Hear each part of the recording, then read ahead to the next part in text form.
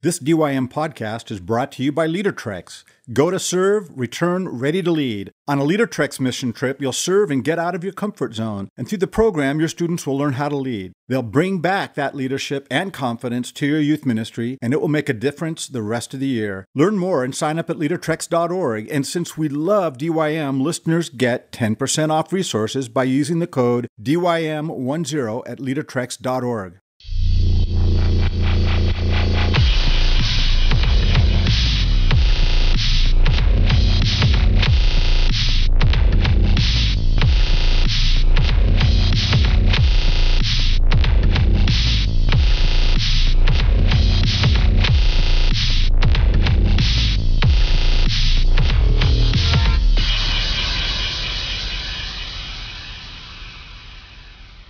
Three, Happy two, one. Easter. Hey, everybody, welcome to the Download Youth Ministry Podcast. This is episode 326. So many. That's so much of our life. Good night. What is that, about 10 years, Josh? That's a long time. 10, Longer 11 than 10 years for now. you. 12? Yeah. It's too long. No. Last show, everybody. Josh is sick, so... I feel like this might be my last show. If I die this week. Hey, this was thank a you great for run. coming in, even though you're sick, to record a couple I know, don't touch podcasts. us. Doug Field's here with Josh Griffin, Jason Carson, our senior pastor, Hello. what we like to call the super of tones. Oh, yes. And Without a beard still. Katie the Queen Edwards. Also without a beard. This is from, how do you say Jeff Kanickers' last name? Coconauer? Coconauer. I think. I'm actually not entirely sure, but I think that's correct. That's right. Good guy, newlywed. Good dude. Yeah. He says, hey, team, thanks so much for your continual investment. I'm super pumped to win the Youth Pastor Diet. Yes, just like sir. I'm about to win. So bring it on. Yeah. He says, I've been asked multiple times what I would do if I wasn't doing youth ministry. My response is typically no clue, selling cars, running for office, trying to take over the world. So I'm curious, what would you be doing if you weren't doing youth ministry? I could see Jeff easy. either selling cars or politics. Either one suits him really well. They're very similar. Thanks, team. Can't wait to hear how I have to bribe Allison to get into DYM 100 round 3 this year because I just can't get enough. You like bribes, Allison? Puppies. Puppy. DYM 100. What kind of puppy? We haven't announced DYM 100 round 3. Bulldog? Or any of it yet. Ooh. Or if I wish, we were like, going every to year do you it. did was- It's true. Oh. Yeah, we actually have some ideas. You have to. You can't say no to so that. Before you guys leave, I need to tell you our idea. Yeah, all right. Okay. If you were I'm excited. weren't in youth ministry, what would you be? Doug, let's start with you. That'd be fun. Why don't we start somewhere else? Okay, Jason. start. Okay, Katie. I know mine. Anybody. I know mine too. It's easy. Broadway or city council? Those are my two. Those are the two things that I would do. That's amazing. Wow. I'd run for city council or I would be on Broadway. In what way would you Obviously. be on Broadway? Wow. I mean, probably the star. Okay, Yeah, without a doubt, there's no so we can probably. play that fantasy because then I would say, I would be I would just love quarterback. to What work would you in the. I really would work be? in the theater. Like I think it would be really fun. So you could sell tickets. Yeah, or like be The the lighting. tree in the back or something. Yeah, okay. Like an extra in every single musical. Okay. Yeah, Or because the I was going mom, kind of like play the mom. reality. Like, I can but take you- it. No, I know. Showman right here. Once She we totally Be an astronaut. once we took you off the marquee into Right. the, The normal. well, I I'm know. just going. That's. Are you saying she couldn't make Broadway? I'm not Doug? saying I believe, Oh. Katie. I don't know. Doug doesn't believe in you, but I believe. Yeah, Congratulations, I think you're you could do gifted. Broadway. I would run for city council though. I would love to be absolutely. in local I could community see you politics. I crossing think it'd out. be fun. Why don't you do that anyway? You kind of are in politics and ministry. Very similar. They are very similar. I have been trained working with junior hires all these years, I but love yeah, it. no, I know. That's what I would do. I think it'd be really cool. Yeah. I'm not saying I won't at some point. Maybe. Wow. That's awesome. Yeah. Dream world, I would be a fighter pilot or a stadium announcer. Like, I think that'd be really fun. That could be a To do- reality. I wish. Now batting. I would love Number that. 7. I would love that. They have like You have a a... great voice, Silly. JJ. Thank you. I don't feel like it today, but thank you. And in reality, I don't know actually what I would be. I think maybe like a voiceover artist would be a fun, Oh, yeah. like being out here. I know of a couple people that do that, and I think think that would be a really But didn't cool. you go to college to do business? Weren't you like? Yeah. Did you like start a T-shirt Yeah, I company? started a when you T-shirt company that was very successful it in called? college. It did all sorts of T-shirts. It didn't have a name. All right. It was called Fear God, and it was after this No Fear logo back in the I know the 90s. No That Fear was business. awesome. Oh, yeah. So we did a little Christian riff on that, and it did really well. And I would mock it so hard now, but then the 90s, it was a very different world. It was cool then. It was. It was Hey cool. kids, then. it was cool then. It was just think of it. Said an old guy. Invitation was really flattering. It was so flattering. I almost said something about Supertones or Doug Fields' But you tombstone refrained. mustache, but I decided not to. So that's good.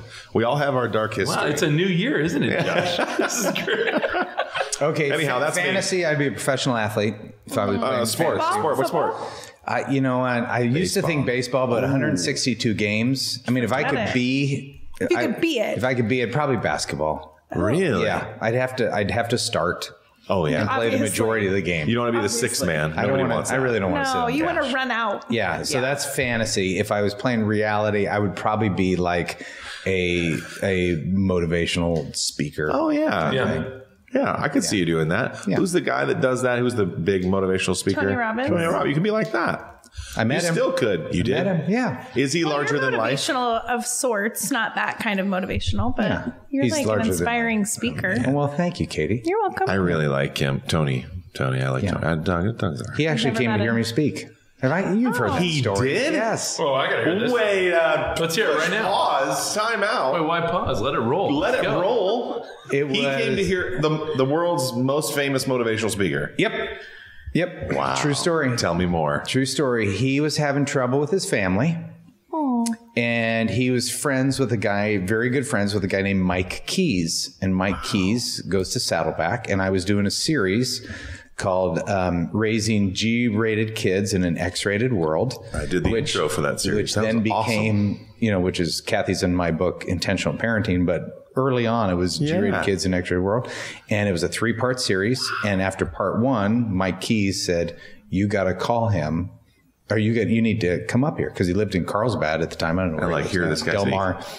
And so he drove up, and apparently people were hounding him as he got out of his car, and then he walks up, and then somebody tells me that he's in the audience. He's in the crowd. No. Yeah, which I didn't love, but apparently, like, people were around him. He was taking notes the whole time, just head down, just writing everything. Leaders are learners. Yeah, and then somebody, like this Steve Rubenbar, story. brought him backstage afterwards. No way. Yeah, and he was nicely dressed, had a jacket on with a lapel, because I remember that was like I'm 6 foot, and I looked right at the lapel. I love He's it. a big guy. Shook his hand. His fingers went to my elbows. Done, Tony. He was super nice, very affirming. Talked about my self-effacing humor. Yeah, he was a very cool guy. Dude, arguably one of the world's greatest speakers, communicators, motivation, whatever, that's awesome. That says a lot about him, first of all. Sure. And it does say a lot about you. That's awesome. Yeah, that was fun. I love that he would just be a learner, be in the crowd. You don't think about people like that. Just being a dad. Just being a dad taking going, I notes. need this for my who has family. a friend who has faith, who extended the invitation. How have I never heard this story? I can't believe you haven't heard that. Dude, story. I will say this. That was one of the best series that you have done. was a great That series. Saddleback has done. We went all in on that adult series. It was unbelievable. Yeah, you might have been in part 2 of that. Oh, really? Yeah, because I did it like 10 years later. That's awesome. So you might have got the 10-year later one. How But cool. Yeah, now it's intentional parenting. Man. Yeah. And where can people go to get intentional parenting? Just as a side, that has nothing to do with DYM, but it's awesome. That resource is blowing up too. Yeah, thank you. DougFields.com. Douglas.com. There you go. I love it. Dude, do you have one? Robbins, that's crazy. I was actually going to say I'd love to be some kind of coach or motivational speaker like that to help build teams, to help encourage groups of people. I can't imagine doing anything besides ministry. Yeah. It's hard to know. Maybe one day I could be a dog catcher or something. It'd be fun. You could probably be that right? now. You don't want to be a dog Like catcher. animal control? Just a dog You don't want catcher that. with a big net like in the cartoons or something. Yeah. I feel like that'd be cool. I don't know. One of the things we never did, Josh, is we never talked about our sponsors. I feel like we need to do our that. amazing sponsors like the Orange Conference. TheOrangeConference.com. Also go to highschoolcamp.com. And we love them. We're creating some product with them right now, which is really fun. When's the conference, Doug? The conference is in April. In Atlanta, in Atlanta. Yeah, and it may be sold out by now. Yeah, I don't they sell out really early. You'll be lucky to get in. Good luck. Yeah, Good luck 6,500 people. We'll all be there. It'll be fun. High five. We'll have a DYM meetup. Oh, germs. No, don't touch me. And also LeaderTrex. LeaderTrex. Go to leadertrex.org. Look Camps, to them spring break for trips. a spring break trip. Got a lot of great leadership stuff. They pour into our members every month. We are also in a kind of month-by-month membership with Bethel College. And so we want to, did I say membership? Sponsorship? Yeah, sponsorship. That's all right. We're doing it with the Student Leadership Conference with them. Yeah, Very excited. they're awesome. Stayed Great there a couple school. years ago on their campus. It was great. 5 minutes from Granger. Yeah, Terry Lindhart is one of the professors there of youth ministry. He'll be speaking at the conference. Yeah, he's dynamite. And by the way, That's cool. It's we say this all the time. It's like the cheapest conference in the country. And 2, the housing at Bethel is very, very cheap. And 3, Heather Flees is one of our speakers. Yes. And we just love Heather. I don't know. She's amazing. And our newest sponsor is GiveCentral.org. What a phenomenal segue as our friend Fadi walks in. Well, it's good timing. It's an online giving solution that enhances the fundraising experience for nonprofits and donors alike. So this is what we call upward influence. You're a youth worker. You're not in charge of the budget or the finances. We would ask you, we would appreciate it. We would, it would help DYM's relationship with Give Central if you would introduce your CFO or your elders or whoever oversees finances to this great organization. I love it. No. All right. This is from Jeremy C. My name is Jeremy Clark, high school and college pastor from Springfield, Ohio, DYM Gold member, Orange user, DYM 100 alumni, SLC alumni, and DYM University member. Unbelievable. Is this going to be the new norm? Just like Wow, I hope so. Yeah, I hope so. We're going to get to your question first. That's what that means. What do you got, Jeremy? I love everything about DYM, so thanks for everything you guys and gals are doing for the kingdom. I've been at my church about a year and a half. When I first got there, I found out that one of the students doesn't take well to sarcasm, of which I am fluent in. Find a new church. Get out now. I've recently had a conflict with that student's parent about my interactions with his daughter. He told me that I've been very rude, cold, and borderline bullying her because of how I treat her. I've been very intentional about being polite to her and not doing anything specific that could be viewed as sarcastic. I've tried to keep her in my conversations just like the other students. When I ask for specific situations from the dad so I can learn what I'm doing wrong, I get examples like when I say hi to her, I'm fake and I seem like I'm a game show host, and that I have that's nice. and that I don't have deep conversations with her, and even that I ask too personal of questions to her, like how's your small group going? So I'm just very confused. How dare you? Yeah. How dare nerve. So I don't have deep enough conversations, but I ask personal questions. Any tips on how I can make this situation better? The final detail is that her dad is the chairman of the elder board. Yeah, of course he is. And it feels really unhealthy between me and him right now. And I find it hard to not seem like the other elders are treating me a bit different now as well. We don't have a senior pastor right now, so I can't inform him or him have my back. Man. Can you visit some of her homeschool events and go to her? That's too personal. Too personal. Sorry. Way too personal. Shoot. Well, brutal. I would just disarm them as quickly as possible and say, I am so sorry. I'm having fun. I do feel a little bit like a game show host because if there was another career I could choose, it would be that one. That's not me being surface. It's me just trying to love your kid. I'm sorry if anything that I've said in sarcasm, I would keep it light. Don't go dramatic. Yes. Apologize, own it, explain your style. Just don't go Move on. Yes. Mm-hmm. Well, part of the problem is he can't win with this girl. You can't. So you're in a no-win situation because if you're too fake, but then you're too deep, you know, this girl's just looking for. And we've all, we're all parents of teenagers. We know that they can go negative quick, and in the same conversation. he doesn't have anything to.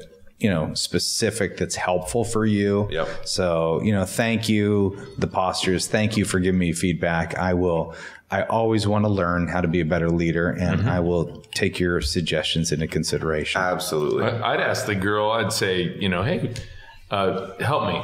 Teach me how you would prefer for me to communicate with you. Give me 1 or 2 tips that I can focus on, because honestly, I'm being the same way I am with everybody else. Yeah, I'm not treating you any different. Yeah, I like that. And just to say, I'm trying to become all things to all people, just like Paul did with Christ. To teach people to follow Christ. I'm trying to become all things to all people. If you don't like my sarcasm, I won't use it with you. If you don't like me joking around with you, I'll just say hello. What's the best way to cater to you? And give that a shot too. I think do those things, but then also nothing might change. So at some point you can't please everyone, and you can't please every kid. So do what you can, all of these things, and then make sure there's somebody else in the youth ministry who is connecting with her. Yes.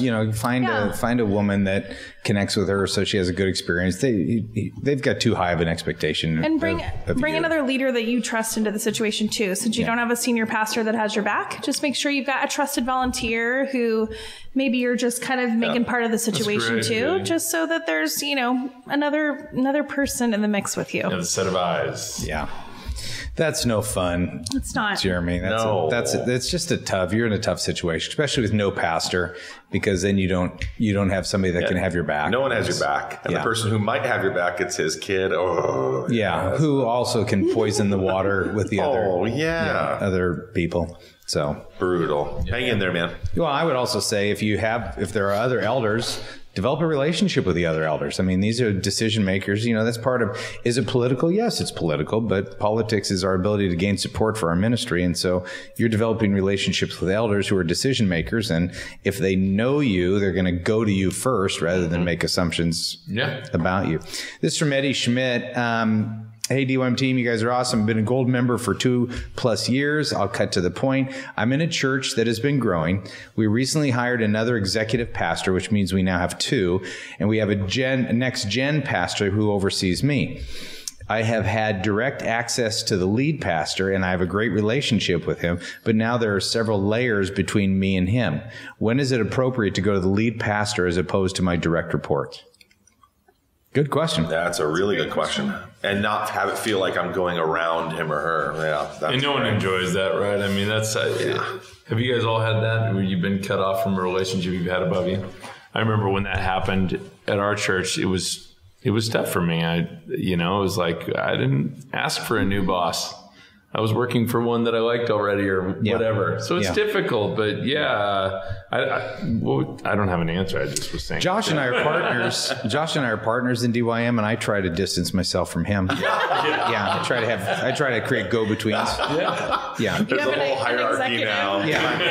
Doug, can I get some time with you? No, sorry, you got to go down. Well, go through Allison. Josh, as a partner, you actually report to the board.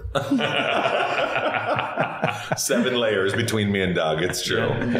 No, there's nothing more a sinking feeling than when a volunteer goes around you to the senior pastor or an upset parent goes around you.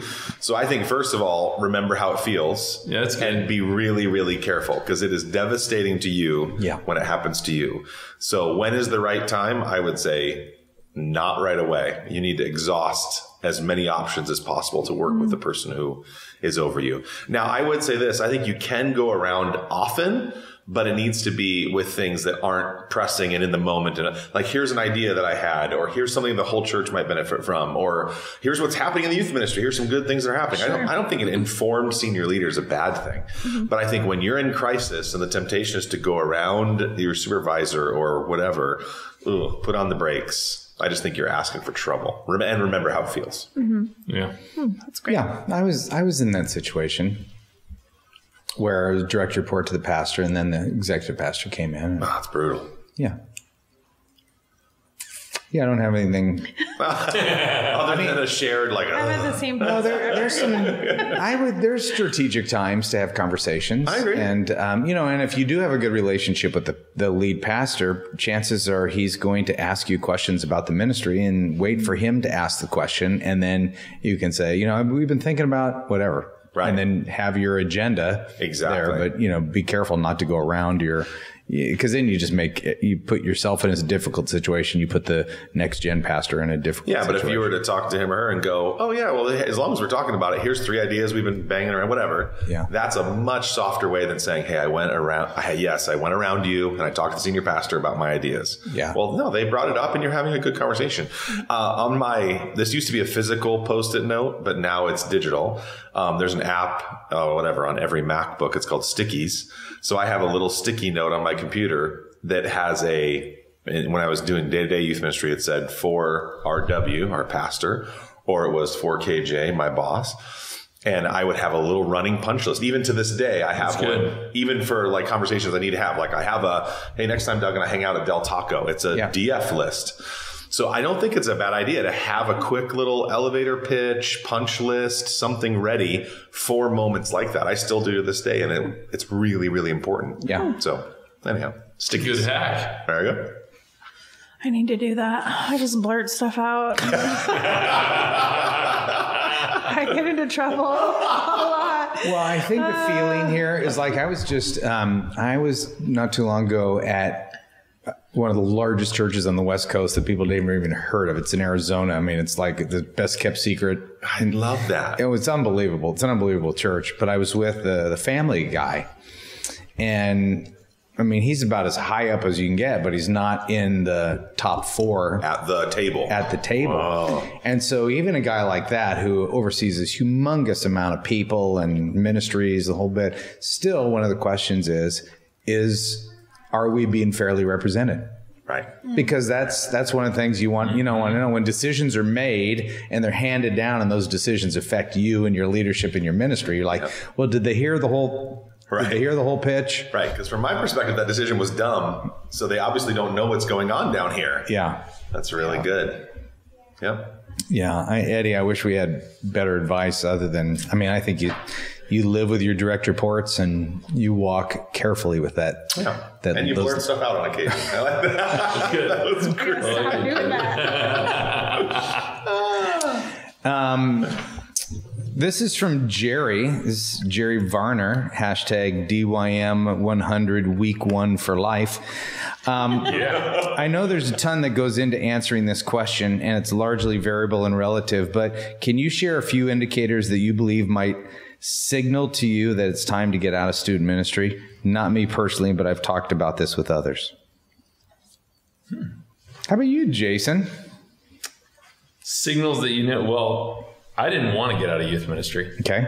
For me, it was like a hostile takeover. No, it was a total I didn't want to do it. I kept on going back to prayer. I felt God clearly opening that door for me. Yeah. So that was that. But I think, I remember when a lot of the volunteers I worked with, sometimes a rough volunteer would come to me and say like, yeah, I don't know if I'm cut out for youth ministry. And I said, why is that? Well, I don't like kids at all. Well, here's a good indicator, right? So I said, if you don't like kids, you probably shouldn't be in youth ministry. That's a good idea. But if you feel like more than just a rough season, more than just a rut, if you feel like you are coming in to the ministry that God has placed you in and you have no joy, no inspiration, no heart for the people there, like I'd get out then. I'd say like, gosh, I need to do something else because you're really hurting the ministry at that point. But that's just a lot of self-reflection and self-evaluation.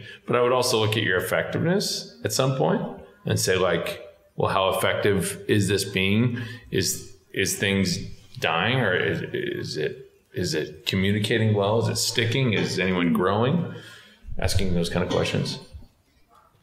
I think too, just asking, your friends the things that they love when they got into youth ministry, are those things is that love starting to kind of break down or soften for those things? When they're when they're getting geared up for summer camp, are they dreading it? Are there some of those things that are starting to kind of seep into, or even preparing a message and, is it not as exciting to teach, or you're not as amped to be in those spaces? Sometimes those are indicators too, where things that you loved at one point are now, those loves are changing or evolving into something else. So that might be an indicator. Yeah. I think there are things within student ministries that you get tired of doing that don't necessarily mean you're done doing student ministry. Yeah, that's a good clarification. So, sure. I can remember, you guys will. I remember when Matt Hall was an intern, who's now a youth pastor in the Philippines. Senior pastor. Oh, he's senior pastor in the Philippines. Cool.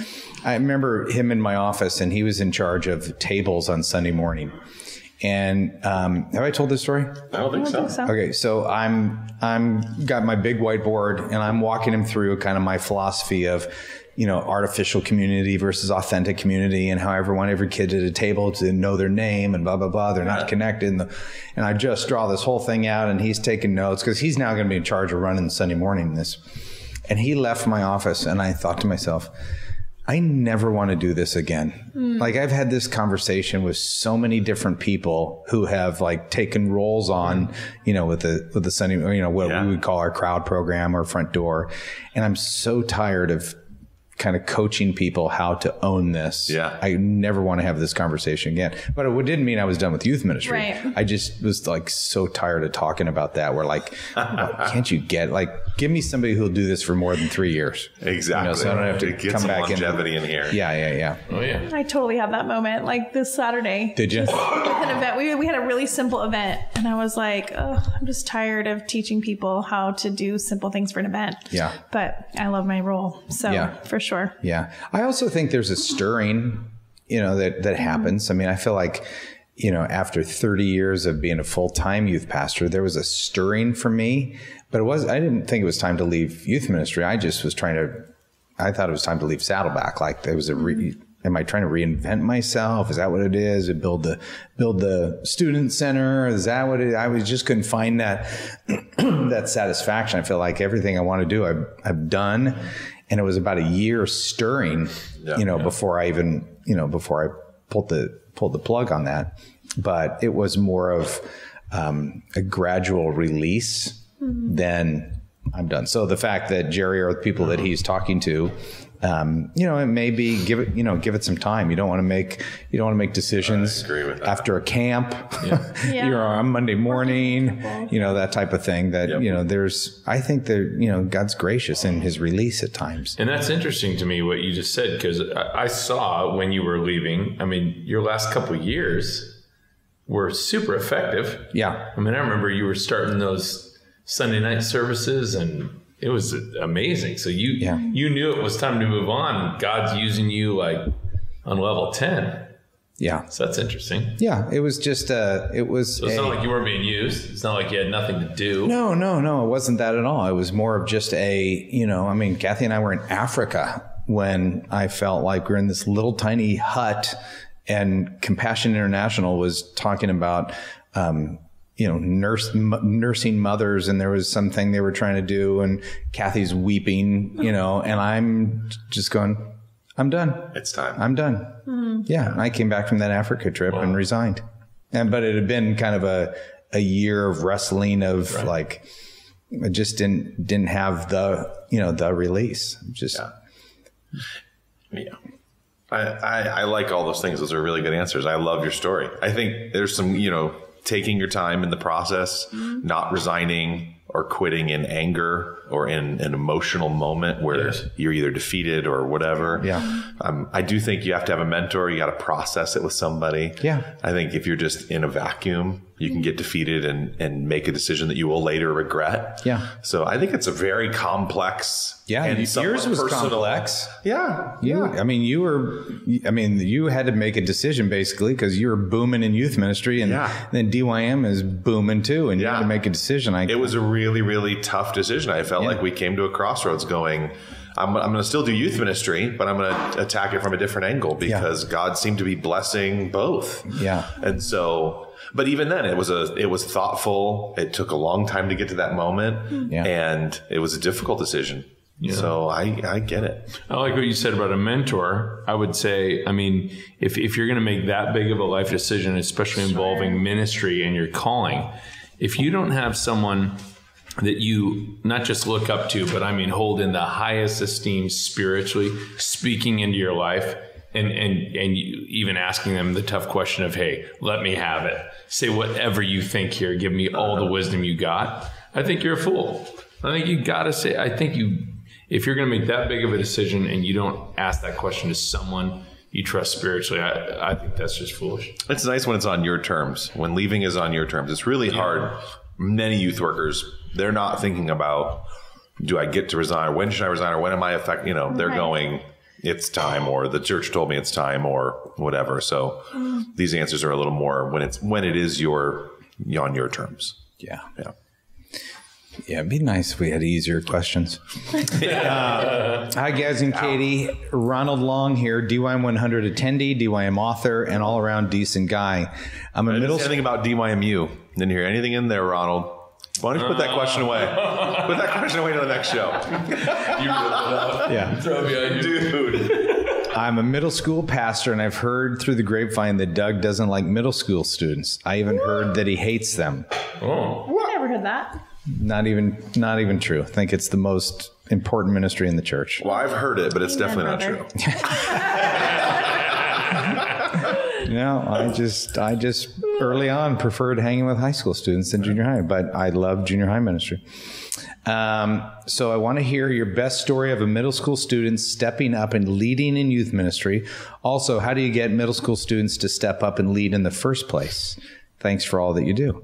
I think the first thing you do is you take your best ones to Student Leadership Conference. Yes, you do. Co-sponsored by Bethel College and Leader Treks this summer. The studentleadershipconference.com. Granger in July. Okay. Join us, Indiana. Let's close with that. What do you think? You write Katie? the story. Katie, how do you get them to step up?